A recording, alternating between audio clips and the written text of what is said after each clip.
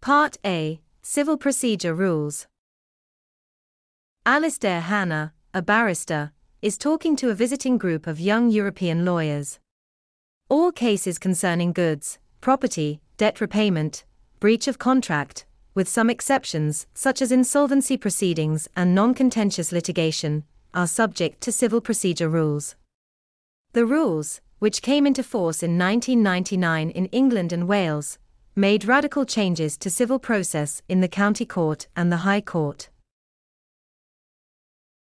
The judge performs the role of case manager. The court sets a timetable for litigation, with the parties being under an obligation to the court to adhere to timescales which control the progress of the case. Procedure rules are supplemented by detailed instructions made by the judge which support the rules, known as practice directions. Part B. Proceeding with a claim. Most claims are initiated by the use of a claim form, which functions as a summons.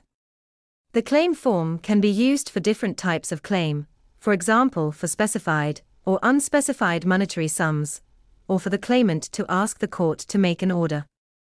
Once a claim has been issued, a copy is served on, that is, delivered to, the defendant with a response pack inviting them to either admit the claim, using a form of admission, or to defend it, using a form of defense. The response pack also contains an acknowledgement of service form to confirm receipt of the claim, and a counterclaim form for the defendant to use if they wish to claim against the claimant. A defendant must respond within 14 days of service of the particulars of the claim. If the defendant does not respond, judgment may be given in favor of the claimant. The defendant may be able to get a time extension for filing a reply on defense by using the part of the acknowledgement of service form, which states an intention to defend the claim. Cases are allocated to a regime or track by a procedural judge according to their monetary value. Claims of £5,000 or less are allocated to a small claims track, while claims of up to £15,000 are allocated to a fast track. More complex claims with a greater value are allocated to a multi-track regime.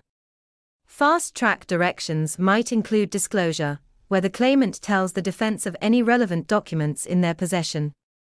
This is followed by inspection, initiated by a written request by the claimant to look at relevant documents held by the defense, and an exchange of witness statements. The multi-track regime is intended to be flexible and does not have a standard procedure.